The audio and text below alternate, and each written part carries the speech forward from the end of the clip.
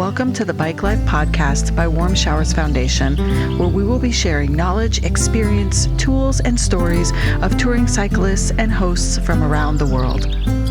I'm Tara Lee, the woman behind the scenes at Warmshowers Foundation, the leading platform for cyclists looking for hosts and to connect with a passionate international community.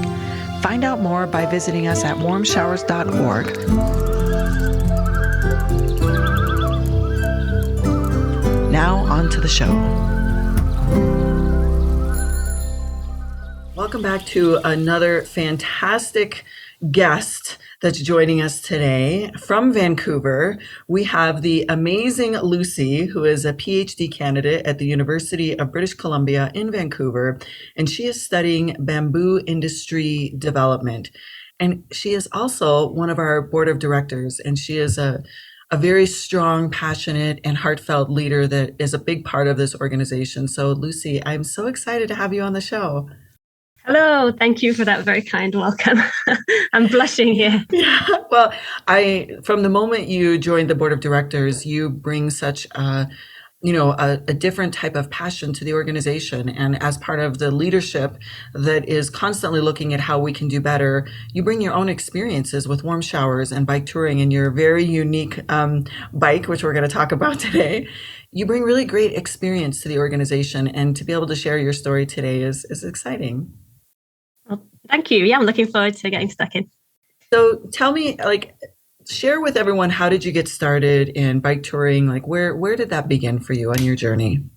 How I got started in bike touring. So I've always been kind of someone who likes to cycle around. I grew up in the Lake District in England, which is a very hilly but very beautiful area. So I was kind of got a little bit into cycling growing up. And then when I was studying, obviously just cycle around, commute, going bike rides at the weekend, that kind of thing. And I always kind of had a dream of going bike touring, but it was a kind of a big mental leap for me, mainly from the point of view of I was just scared something would go wrong. I didn't really think I could do it. And when I moved to China after my master's degree, I had kind of a big dream, like what would be great is to be able to cycle from China back to the UK when I eventually moved home. But the way it worked out is that I ended up living in China for 5 years. I was never going back to the UK. So I didn't manage to do that big cycle, but I did finally manage to go on a long tour across China, Kyrgyzstan, and Kazakhstan, which took me about 3 months. That was back in 2018. So that was really the moment when I kind of started to become passionate about bike touring. But as for warm showers, even before I went on a long tour myself, and I was just doing little weekend rides and that kind of thing, I started to host quite a few warm showers cyclists in my flat in Beijing. Even back in the UK, sometimes I would host a few times. And that was a really nice way to connect with the community, as when you're living somewhere so far away, somewhere so different, which was a really nice kind of way to keep connected, to help people out, to offer a place to stay. I always really enjoyed that. Often younger people, same as me, kind of in a similar situation. So yeah, and then finally, a couple of years ago, I kind of got approached to be part of the board of directors, which was a kind of new step up with my involvement in warm showers. And that's been a really great way to keep connected with the bike touring community, even when I'm here kind of doing my PhD, not able to take any long tours or anything. And it's been really fulfilling, really interesting. My first time being a member of a board of directors or this kind of high level organization management type of thing. And it's been really fantastic. So yeah, that's a big summary, I would say. That's the short story. Yeah. I'll go back. I have a couple of questions about China, but I'll just say that, being a part of a board of directors with an organization like Warm Showers is unique because we are so internationally focused. So we have directors from all over the world. And like I said, there's often not a lot. First of all, there aren't a lot of women. There haven't traditionally been a lot of women on our board of directors. And even on this podcast, we probably have one female cyclist or host for every 10 males that apply. And we know that is sort of how the cycle touring is industry wide anyway. So it's refreshing to have you here and on the show. Okay, so let's circle back. I want to know, how did you end up in China following your master's? How did that come to be? Yeah, that was never planned, and it's actually kind of a lightning bolt of fate how it all happened. I was just studying for my master's, and my master's degree was part of a program at the time in the UK where we um, did a master's degree in the UK, and then there was a 6 month internship that kind of attached to it, and it was all paid for with a stipend. And obviously, I don't know if you've have an advanced degree, but it's so expensive. Like that's the biggest barrier to doing the masters. So the fact that there was a stipend attached to it was probably the biggest reason why I took that degree course. I was studying environmental science, but alongside the degree course, there was also courses in business, courses in Chinese language, culture, quite design as well. Like quite a few things that were not really like within my field of interest. And then we all got the chance to go to China for 6 months, to Guangzhou afterwards. And to be honest, everyone else on the degree course went home after those 6 months. There's some parts of it that were like, I wasn't really involved. My internship I did like was not really a passion for me. It was really, really hard to move there with very little language skills and no network and stuff. But I don't know, something in me was just like, okay, I'm gonna stay here and just like find out what's going on and try to make a life here. So then I moved to Beijing to work for a Chinese NGO. Ended up working for them for 2 years. It was a very cool experience. I was traveling around quite a lot and learned Chinese quite well. Although it was very badly paid, like NGO work. Yes, as we know. You know. As we know. Yeah. Don't want to talk about money too much, but that was, but it was a great chance to really like explore the country and really have a lot of opportunities. It was quite rare to go to lots of different places. Ended up getting another job in this bamboo organization afterwards, like after my trip, which is how I was kind of the seed into the world of bamboo research, which is now kind of my passion and the field I'm working in. So it ended up really well, just through some twists and turns. As it does. Yeah. Right? As it does. So talk to us about the bamboo study. Like how did that come about? So the main how I became into the bamboo world is through my bike, which is kind of one of my greatest passions for cycling and environmental work, like coming together. I found out when I was planning for my longer trip there in Beijing, I wanted to do everything in like the most low impact, like sustainable way, like kind of see what I could do, but also keep it affordable as well. And at the time, there was a workshop in Beijing that was closing down. It'd been open for like 5 years, and it was closing down at the moment when I was looking around. So I got in contact with them and they said, oh, we don't have any more workshops. But anyway, the workshop costs like a couple of $1,000, but you can have this frame that's just hanging up on like they were closing down the workshop. And there was one frame like left that was going to actually perfectly fit me. So I put it together with the guys in the workshop. They were super kind. Shout out to Mowgli, who is still working in, I think, Shanghai or Guangzhou now, but the Beijing workshop was like closed down. And they were super nice. And I didn't know anything about how to put together a bike, how to get stuff. I was searching around for like secondhand stuff for the bike for ages. And it was a really like long process. And definitely from my point of view, like had no idea what I was doing. I remember I had to find some wheels, and someone told me like, oh, those wheels are so bad. And I was like, what is a bad wheel? Like, what do you, like, I had no idea about any bike part or anything. So I kind of put it together myself and started to ride the bike around Beijing. So the frame is made completely of that hollow bamboo that's steam treated, and the joints are made of a carbon fiber tape. So the joints are, I think, quite strong. And then the frame itself is just like the hollow bamboo. It's barely even treated at all compared to, it just looks like it's made of bamboo. So it's kind of a cool thing. It's obviously an interesting material from the point of view of physical properties, but also it looks kind of so natural and so interesting. It's not what people expect, that you're going to be riding around the country on the bamboo bike. So it's a conversation starter as well. That's how I started to be interested in bamboo, because I thought, well, I can make bikes. What else could it make? And as a coincidence, when I got back to Beijing, my visa was kind of running out, and I was like needing a new job. I didn't really know what I was going to do. And the job came up at the International Bamboo and Rattan Organization to work there. And it was kind of like, wow, everything come together. just go cycle around for 3 months on a bamboo bike and then suddenly get a job like in the bamboo organization. Obviously that's like meant to be, that's destiny. Yeah. So yeah, and then it took the job, and that's where I am. So I'm sure it was a conversation starter when people see you riding a bike made of bamboo. They must stop you and say, "What? Like, how is that all the time holding together? Like, how is that?" Yeah. Do you still ride that bike now? Yes, it's pretty battered now. It did get some cracks. The thing about bamboo is, I think when the weather is very dry or there's like a big difference between cold and hot, it can get cracks. So I've tried to fix the cracks, but it's never had, it's never broken. I've ridden it now for more than 4 years, I think 5 years. I've ridden it thousand kilometers. It does look a bit beat up, but that's part of the charm. And I do think, like, I hope that it's not as valuable to any bike thief than it is to me. So far it hasn't been stolen. Thank goodness. They might just look at it and think, "What? I don't even know what to make of that. So I'm not going to touch it. I'm going to leave it." I hope they think that. Yeah.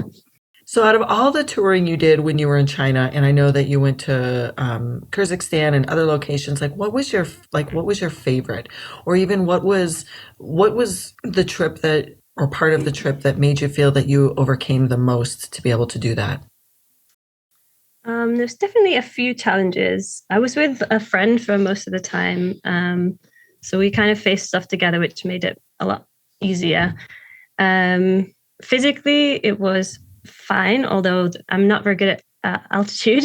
So I had quite a few like points where we were cycling at altitude and I would have to like stop and throw up. So physically that was a bit hard, but that wasn't, I mean, that's kind of by the by. I think the most difficult thing is one for me, like fixing stuff. I'm just terrible at it, and I have like, it makes me feel bad trying to fix things. But so when I manage to fix something, then I feel really, really good. I don't know if that, probably most of your guests are like not like that. No, I don't think so. I think a lot of people embark on tours and don't know how to fix and have to learn. Yeah, and then when you learn it, that feels really good, like overcoming it. The other thing about the trip that we took, like we did try, I don't know if this is like appropriate to talk about, but we did travel through the province of Xinjiang, which is where there's like a lot of government oppression of Muslim populations. And that was really, really hard because from the point of view of you were traveling on the highway and you're not really allowed to go off. So you're not allowed to talk to people and there's a lot of police presence. And this was back in Did they monitor you not talking to people? Yeah, people would like come up to us, whether it's local police or there's a lot of local police. And it was also really tough to find a place to stay. And you have to register every time you are. And if you're talking to if you're trying to find a place to sleep that's not an official hotel, then you kind of might risk getting people in trouble and that kind of thing. I think the situation on the ground has probably changed a lot since 2018 when I was traveling. But that was a really, really challenging experience for me because, at the end of the day, it just didn't feel good to be there, like in the way of people when all that stuff with the government was going on. But also it was a very memorable experience and definitely opened my eyes to how it feels to be in this controlled environment. If you're not used to that, we kind of think we're free. And then when we go to that place, the police presence is so heavy, constantly having to explain yourself to police and that kind of thing. I didn't find that very easy. And it definitely stuck with me for a long time. I often think that part of touring is when you experience other cultures, it really opens your eyes to how special it is that, many of us in the Western world live, and it brings perspective. Yeah, definitely. I mean, even also because obviously I've been living in Beijing for several years, and just the privilege that I'd had to even to be able to like freely just move around there and kind of do what I want. It's actually shocking to think about. Yeah. Yeah, we all know people who haven't traveled or visited new locations, and it can create sort of a more limited viewpoint. Although I like to think that that's a big piece of why our hosts are so involved with cyclists that come through and stay with them, because they're getting that flavor and that taste of other cultures just by having visitors, even if they haven't been somewhere else. It is very, I want to say it's mind-opening, but truly it's heart-opening. Yeah, definitely. I'm a bit hesitant to say that like the act of just traveling by itself would make your mind more open, because obviously you could equally not travel but still have those experiences, like being a Warmshowers host or other. I mean, and just plenty of people that do travel a lot that also that it didn't work like this.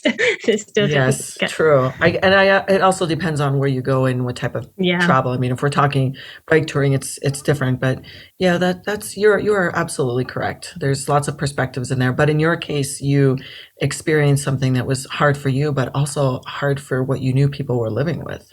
Yeah, really. And then obviously when I got back, it was an opportunity to do a bit more research about the area and become a bit more educated. So that was definitely an opportunity. And so, and after that, anything else that had more like bigger revelations or experiences that stayed with you? So after that, when we got through to Kazakhstan and we were in Kyrgyzstan in the mountains, it was kind of easier. It felt like easier going. It was just very mountainous, very, very beautiful. People were so welcoming, wonderful. Yeah, I'm going to talk about another dark thing. I'm so sorry. I also had like a really terrible experience with sexual harassment when I was traveling by myself, and I split from my friend, and she went to do the Pashmir Highway, which I didn't get the chance to do because I had another obligation. So she was traveling like in the mountains by herself, very brave. And then I traveled back through China. And on the border, yeah, I had a very, very bad experience that was really scary. But I don't know if that's like a revelation or it's more just horrible. It was really No, bad. I mean, how, well, without you don't have to go into the details if you don't want, but is there anything that you learned from that you could share with other listeners, for other females that may come across that situation? Is there anything that you can share that would be helpful for them to know? Yeah, I guess like you can kind of pretend that like, oh, you want to be a badass independent woman, and like, yeah, obviously traveling by yourself can be wonderful in so many ways, but like, yeah, it is kind of always a bit of a risk.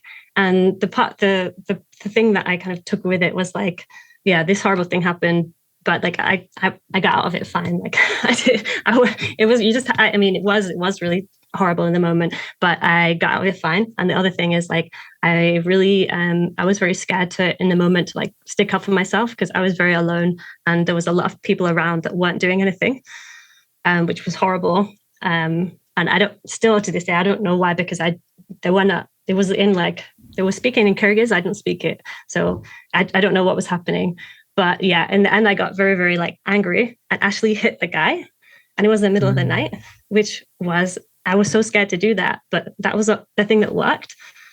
So I don't know if I'd say like do that because that could have gone really badly, but that worked in the moment. So I don't know. Your survival instincts took over. Yeah. Well, thank you for sharing. I mean, we know that there are always challenges when we embark on something big in our life, like a tour in a foreign country, and so thank you for sharing that. Yeah, I mean, obviously, I want to say as well, like most of the people that we met were just so welcoming to the point of like absurd. Like you could not believe just how lovely they were and so wonderful. But obviously, just even if it's one small, it doesn't have to be very bad for you to feel really bad. So, but most people were just so fantastic, and like even people would just be helping us out and giving us food. And yeah, obviously, you know how it is. Like bike touring is somehow like a gateway into this world of like extreme generosity. That's so surprising. So that's the main thing that comes from. Yes. I don't want to say like negative. Totally. No, totally. We know that, which is why I appreciate you sharing, because we talk a lot about on this podcast everybody's wonderful experiences, and sometimes we delve into what are some of the experiences that were challenging, because I think that when you share challenging experiences that you've had, then other people might be more aware for their own trip or their own tour, that they might come across a situation that doesn't feel great and are able to maybe avoid it by sharing. So thank you for that. That's okay. So moving on to Vancouver. Yeah. So how did we get from getting a job in the bamboo industry after riding the bamboo bike to studying bamboo industry development in Canada? Yeah, so it's weird, but Canada is, well, Vancouver, the University of British Columbia specifically, is the kind of one center for bamboo research in the world, or it's becoming so, mainly because of the research group that I'm part of, which is Bamboo Applications and Manufacturing. And most of the researchers in my group here are like material scientists, basically doing more like they're working in the lab on samples and that kind of thing. So I'm a bit of the odd one out, but I'm building a bit of network here as well. There's three main other groups as well that also are working on bamboo forest management, or more kind of consumption or value chain, that kind of thing. So I just saw that there was an ad or a call for applications for PhD students for this particular group, and that also is a very wide remit to kind of do whatever you want to do with bamboo. And that's when I was working in Beijing, and my partner is Canadian, so we met in China, and I think we were both a bit looking for, we were maybe thinking that our time in China was over, or like we were ready to move back, and thinking about how we were going to do it. And it was quite scary because obviously two different countries, like the regulations are difficult. I know that going to the UK with your partner is really difficult, and it kind of seemed really daunting. So then when I saw the opportunity, I thought like, yes, I'm going to take it, because then it was an opportunity for us both to move back. Obviously then he doesn't have to worry about visa stuff. And we also really were attracted to Vancouver because it's very beautiful, and it's the rock climbing capital. And I like rock climbing, so I was very passionate. I didn't know obviously how expensive it was going to get. So Vancouver is a very special place. I've been to Vancouver. I love Vancouver, and nice. being located in Colorado, there's a lot of Vancouver. Other than the fact that there's water and there's coast, there's a lot of the energy, or I'll even just say the type of community feel of the mountainous areas that's similar. At least it used to be back in the days when I grew up in Colorado. Colorado's a little different now, as all of our places are. But I love Vancouver. I can see why you love it. Yeah, I mean, it's great. It was, it's very, very different to our life before, and very interesting. And I'm really into the research I'm doing. It's kind of hopefully doing something that I find interesting that's going to be useful later. And this whole, the whole world of bamboo is a whole ecosystem by itself. So that's kind of interesting. Tell us, where does bamboo actually grow? I mean, is this a silly question? Okay, because I was going to say, is this a silly question? Because I'm trying, like, where does bamboo grow? Can you tell me that? I need to know where bamboo grows. I can tell you. Okay, so the thing you need to know about bamboo is there's like 1,600 different species. So they'll grow like anywhere in the tropics.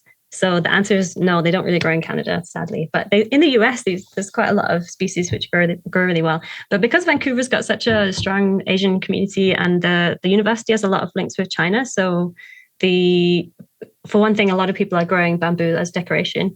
I actually don't know if that's to do with the Asian community, but I assume it is, because I've never, like in the UK, we don't really have like bamboo growing that much for decoration, but it's often seen in gardens here.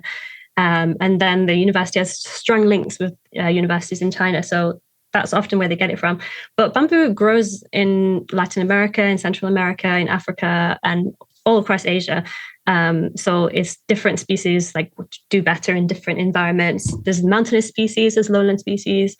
There's ones which are cold hardy. But the bamboo that usually is used to make the products that you buy will often be grown in China.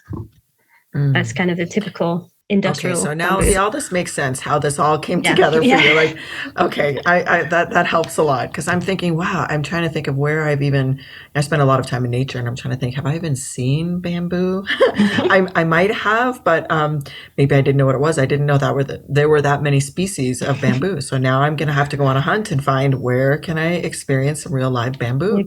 You're getting your bamboo education right here on the Bike Life podcast. I love it. I actually love it, because it's so impressive about your bike.